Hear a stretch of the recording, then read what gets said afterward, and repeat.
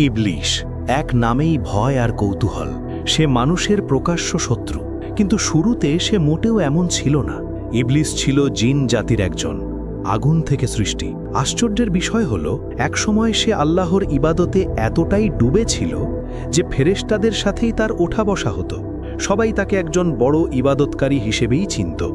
ইবলিশের জন্ম নিয়ে একটি কাহিনী খুব প্রচলিত। বলা হয়, জিনদের এক শাসক ছিলেন, নাম হামুস। তার ছেলের নাম ছিল খবিস।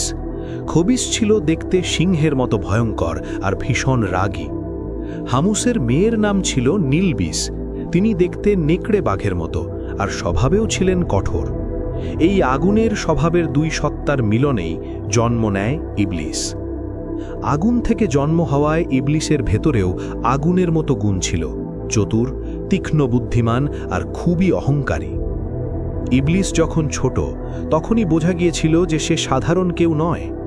তার পিতা খবিস তাকে পড়াশোনার জন্য নিজের বন্ধু সারবুকের কাছে পাঠান। সারবুক ছিলেন অসম্ভব জ্ঞানী একজন শিক্ষক, হাজার হাজার বছর ধরে যিনি শিক্ষা দিয়ে আসছিলেন। ইবলিশ যা একবার শুনত সেটা আর কখনো ভুলত না। কঠিন জ্ঞানও সে মুহূর্তেই বুঝে নিত। এতে সারবুক ভীষণ অবাক হন। তিনি খবিসকে বলেছিলেন, আমার এত বছরের শিক্ষকতা জীবনে এমন মেধাবী ছাত্র। এল ডোরাডো, সোনার শহর। একে নিয়ে শত শত মুভি তৈরি হয়ে গেছে। 500 বছর ধরে পৃথিবীর সব থেকে বড় রহস্য এটি। হাজার হাজার মানুষ এটি খোঁজার চেষ্টা করেছে এবং হাজার হাজার মানুষ জঙ্গলে হারিয়ে গেছেন। কেউ বলেন এটি অ্যামাজন জঙ্গলে আছে, কেউ বলেন কঙ্গোতে, কিন্তু আজ পর্যন্ত কেউ এটি খুঁজে পাননি। সত্যিই কি ছিল এই সোনার শহর? আজও কি এটি কোথাও লুকিয়ে আছে, নাকি এটা শুধু একটা মিথ্যা যা লাখ লাখ মানুষের জীবন ধ্বংস করে দিয়েছে? আজ আমরা জানব এল ডোরাডোর পুরো সত্য। তো চলুন শুরু করা যাক আজকের ভিডিও।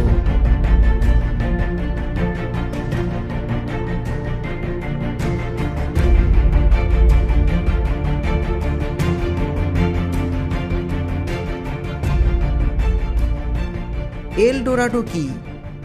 এল ডোরাডো একটা স্প্যানিশ শব্দ যার অর্থ হলো সোনালি। এটি এমন একটা শহরের কাহিনী যা পুরোপুরি সোনা দিয়ে তৈরি করা ছিল। বলা হয় সেখানকার বাড়িঘর ছিল সোনার, রাস্তা ছিল সোনার, এমনকি মানুষ দৈনন্দিন কাজেও সোনা ব্যবহার করত। সবথেকে বিশেষ ব্যাপার ছিল সেখানকার রাজা প্রতিদিন নিজের শরীরে সোনার গুঁড়ো মাখতেন, পুরো শরীরে, আর সন্ধ্যায় একটা হ্রদে স্নান করে তা ধুয়ে ফেলতেন প্রতি